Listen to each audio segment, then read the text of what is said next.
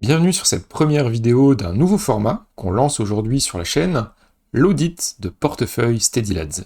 Le principe est simple, des membres de la communauté nous soumettent leur portefeuille via un formulaire, les positions, les prix d'entrée, les stops, les objectifs, l'horizon, la thèse derrière chaque ligne, et moi j'analyse publiquement, position par position, sans filtre.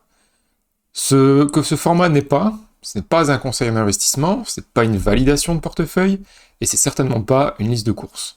C'est un regard extérieur, structuré, sur des décisions que des gens ont déjà prises, pour identifier ce qui fonctionne, ce qui mérite d'être retravaillé, et ce qui pourrait coûter cher si ça n'est pas adressé.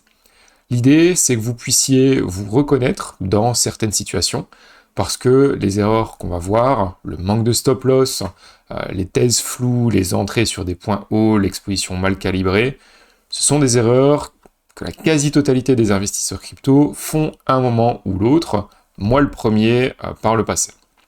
On commence aujourd'hui avec Dino, membre de la communauté qui a eu le courage de soumettre son portefeuille en premier, et ça a le mérite d'être salué, parce que se confronter à un regard critique sur ses positions, c'est pas confortable, mais c'est souvent par là que le travail sérieux va commencer. Allez, on y va, on est donc sur l'écran visuel ici, où on vous présente un petit peu la globalité de ce que Dino nous a rempli. Donc sur le visuel, vous avez le portefeuille de Dino dans son ensemble. On commence à le lire ensemble, position par position, avant d'ouvrir l'analyse. Le but, c'est que vous ayez exactement la même lecture que moi, au moment où on va rentrer dans le vif du sujet. Ce qui saute en premier sur le camembert, c'est l'énorme bloc vert à 80%. C'est du cash, Dino est majoritairement liquide. 3 positions ouvertes qui représentent ensemble 20% de son capital, Bitcoin, Ethereum, Solana. Et le reste en réserve. On y reviendra parce que c'est un élément central de l'audit. Son profil, c'est un trader qui est long terme, approche en tant que cycle, tolérance au risque qui est équilibrée, il expose entre 10 et 25% de son patrimoine total sur la crypto, et il se déclare à 2 sur 10 sur un niveau de confiance, c'est bas, on va comprendre pourquoi. Bitcoin, 12,4% du portefeuille, prix d'entrée plus ou moins 120 000 $, début août 2025. Pas de stop, pas de take profit, horizon non défini, aucune thèse renseignée dans le formulaire. Pour Ethereum, 3,8% du portefeuille, petite précision ici, Dino avait inscrit 6 300 $ comme prix d'entrée dans le formulaire, mais le niveau n'a pas été touché par Ethereum par le passé. Donc j'imagine que le prix réel est de 4 300 $, étant donné qu'il indique être rentré au mois d'août 2025, et ça correspond plus ou moins au prix que Ethereum a atteint à cette période-là. Entrée, donc comme je disais, en août 25, pas de stop loss, pas de take profit, horizon non défini, pas de DCA mis en place, et aucune thèse d'investissement sur Ethereum. Au niveau de Solana, on est à 3,8%, ici 3,8% de capital, tout simplement d'investi en sol, entrée à 190 $, début juillet 2025, horizon long terme, et là par contre, on a quand même un petit quelque chose, on a une conviction qui est exprimée. Sol est un actif auquel je crois sur le long terme, donc ce sont les paroles de Dino, une justification de son exposition sur Solana. Encore une fois, pas de stop loss, pas de take profit, avec un horizon cette fois-ci qui est long terme, et pas de DCA mis en place non plus sur Solana. Le doute principal de Dino, c'est le niveau d'exposition qui est trop faible si le marché repart. C'est une question honnête, et c'est exactement ce qu'on va travailler.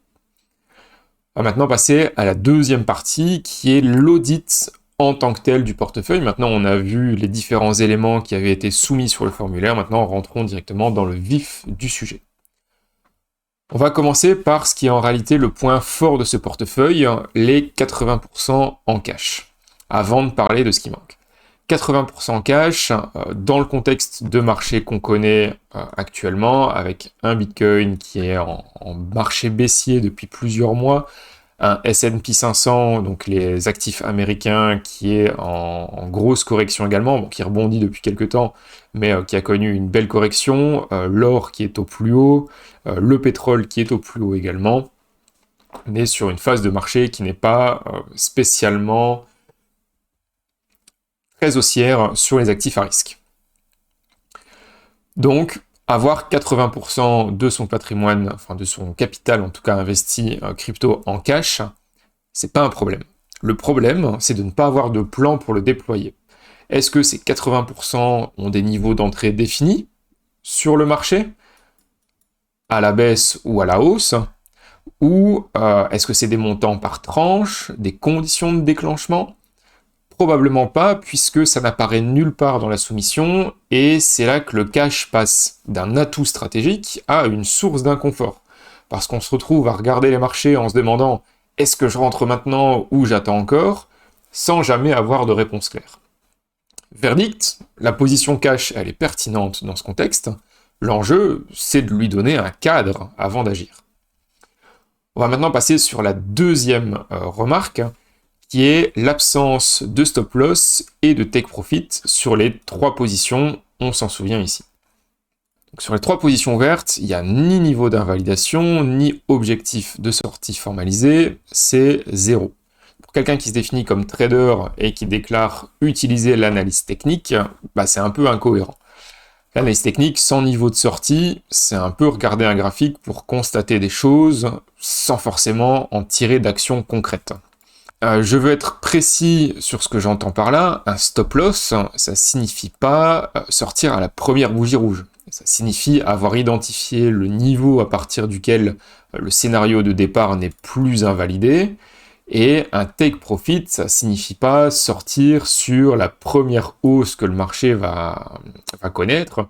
C'est tout simplement déterminer des zones d'importance où on va alléger les positions et prendre du profit parce qu'il y a de fortes chances pour que le marché se retourne, ou en tout cas ralentisse sur ces zones-là. Ces deux éléments-là, c'est la base de toute gestion d'un trade. Et si c'est absent, eh bien, ça va moins bien fonctionner.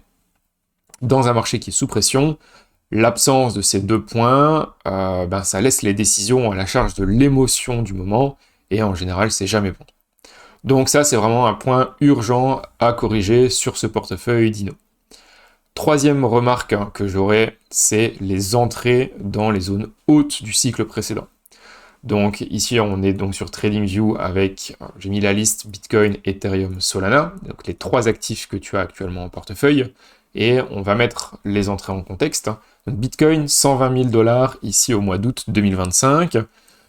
On était en pleine phase de bull run, Ethereum à 4003, même période, et Solana à 190 $ au mois d'août. Bon, on a connu une petite hausse juste après, mais globalement, sur ces trois actifs, on n'est pas très loin des tops au niveau des entrées.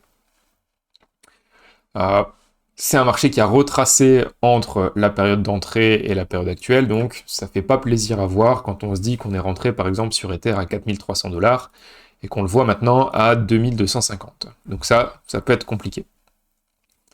Je ne vais pas revenir vraiment beaucoup plus sur ces entrées-là pour les critiquer rétrospectivement, parce que c'est facile de dire en avril 2026 que l'été 2025 c'était cher. Ce qui compte maintenant, c'est la question suivante. Est-ce que le scénario qui justifiait ces entrées tient toujours?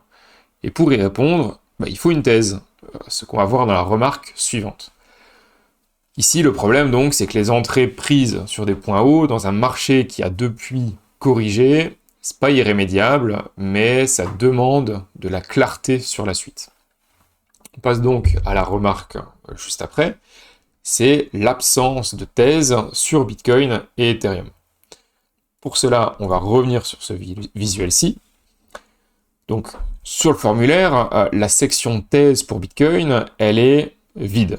Ici, il n'y a rien. Pour Ether, elle est vide également. Il n'y a que pour Solana qu'il indique que c'est un actif dans lequel il croit sur le long terme. C'est pour ça que je disais que Sol, actuellement, dans son portefeuille, c'est une des meilleures positions, même si la thèse reste courte. Au moins, il y a une conviction qui est affichée. Pour Bitcoin et Ether, alors peut-être que tu as une conviction que tu n'as peut-être pas justifiée tout simplement parce que ça paraît logique d'avoir des convictions sur Bitcoin et Ether, mais ça aurait été bien de le mettre quand même. Et sans ça, c'est difficile de répondre à la vraie question, est-ce que ces positions, elles méritent d'être conservées, renforcées ou allégées? Pas prendre de décision dans le vide, tout simplement. L'horizon de trade n'est pas non plus spécifié pour Bitcoin et Ether, à l'inverse de Solana. Encore une fois, ça paraît compliqué de mettre des plans sans horizon, sans take profit, sans stop loss, sans thèse vraiment déclarée. Il faudrait vraiment pouvoir formaliser une thèse et un horizon sur Bitcoin et Ether. C'est pour moi la deuxième priorité après les niveaux de sortie stop loss et take profit.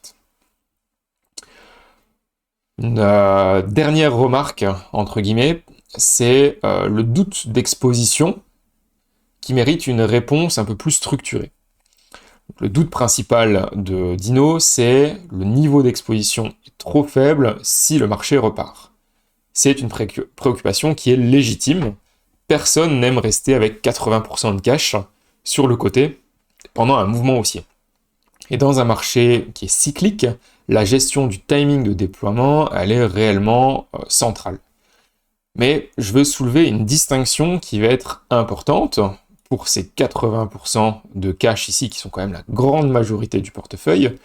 Il y a une version saine de cette question-là, c'est j'ai du cash disponible, j'ai des niveaux d'entrée identifiés, je me demande si les conditions actuelles justifient un premier déploiement. C'est déjà une question stratégique, et elle a une réponse qui est méthodique. A l'inverse, il y a une version qui crée des problèmes. Le marché pourrait remonter, et si ça remonte, sans moi, eh bien, j'aurais l'impression d'avoir raté quelque chose, j'ai raté le train. Là, c'est une pression qui est émotionnelle, et elle pousse à agir sans plan défini. Et le FOMO en trading, c'est bien la dernière chose dont on a envie. Donc, selon ce que je lis dans la soumission, il n'y a pas encore de DCA qui a été formalisé. Ici, dans la petite section DCA, il n'y a rien du tout. La bonne séquence, c'est d'abord de construire le plan. Les niveaux, les montants. Si on revient ici sur Bitcoin, est-ce qu'on va plutôt aller faire du DCA sur la baisse? Est-ce qu'on va aller faire du DCA dans le temps? Par exemple, toutes les 2 semaines, tous les mois, je commence à acheter du capital. Ou est-ce que notre plan, ça va plutôt être de se dire, ok, on consolide sur le marché depuis maintenant plusieurs semaines, plusieurs mois, j'attends une sortie de cette consolidation par le haut, et là alors, je commencerai à re-rentrer mon capital. Mais comment est-ce que je vais re-rentrer ce capital? Est-ce que je le rentre d'un coup? Est-ce que je vais le rentrer au fur et à mesure? Est-ce que je vais faire un DCA sur le prix, un DCA sur le temps? C'est toutes ces questions-là auxquelles il va falloir répondre pour pouvoir établir un plan qui va être tout simplement correct sur du long terme et qui va pouvoir permettre de mettre de côté nos émotions tout simplement au niveau du trading et pouvoir dérouler un plan naturellement sans pour autant se poser 56 000 questions qui vont être modifiées en fonction de si le marché baisse ou monte parce que notre sentiment et notre subjectivité va prendre le dessus en fonction de l'état de marché. Ce qu'il faut, c'est avoir des plans qui sont définis à l'avance, qui sont objectifs et qu'il suffit de suivre. On passe maintenant sur le visuel de conclusion, tout simplement. Donc, pour résumer ce qu'on a vu sur le portefeuille de Dino, le premier point, et c'est le point positif de cet audit, même si c'est ce qui fait le plus peur à Dino, c'est que 80% en cash, eh bien, c'est une position défensive qui est pertinente dans le cadre du marché actuel. Donc Dino n'est pas surexposé sur un marché difficile. Il a de la liquidité, il a des options, c'est un atout.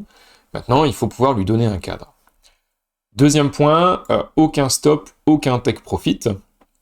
Donc les positions, elles sont ouvertes, ok, mais il n'y a rien de vraiment formalisé au niveau de la gestion du risque. Pas de stop, pas de TP pour un profil trader utilisant l'analyse technique, c'est le premier chantier vraiment à ouvrir. Troisième et quatrième point, les entrées qui sont prises dans la zone haute du cycle précédent, ce qui explique le confort actuel. La question, c'est pas de savoir si c'était une bonne décision ou pas à l'époque. La question, c'est plutôt de savoir est-ce que le scénario tient toujours ou non, et pouvoir vraiment définir une thèse, tout simplement, sur ces deux positions, Bitcoin et Ethereum, afin de cadrer vraiment cette position-là. Et enfin, le dernier point, qui est ici le doute d'exposition, qui mérite une réponse structurée.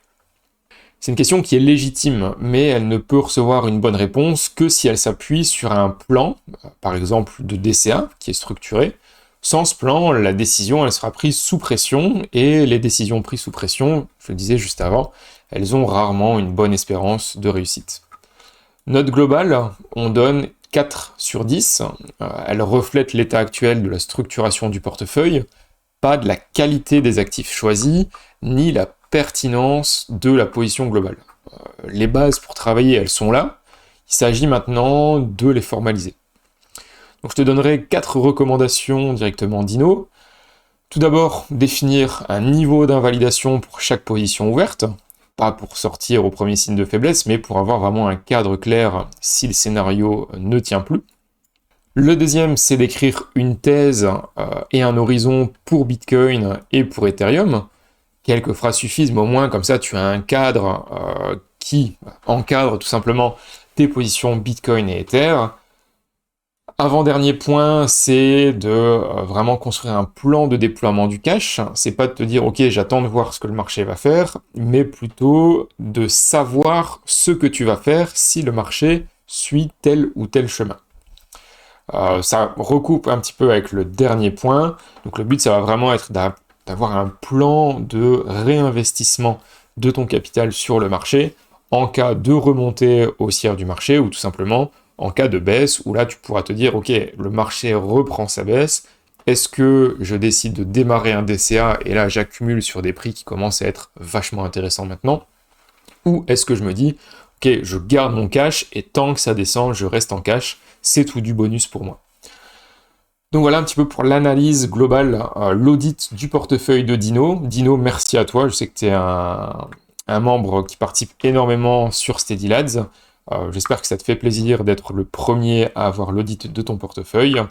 Si vous êtes membre SteadyLads, n'hésitez pas à soumettre votre portefeuille directement via le formulaire, le lien est en description, et on en fera de plus en plus au fil du temps lorsqu'on recevra ces propositions de portefeuille tout simplement sur le formulaire. Je vous souhaite à tous une très bonne journée, et on se retrouve de l'autre côté sur le forum. Ciao ciao tout le monde.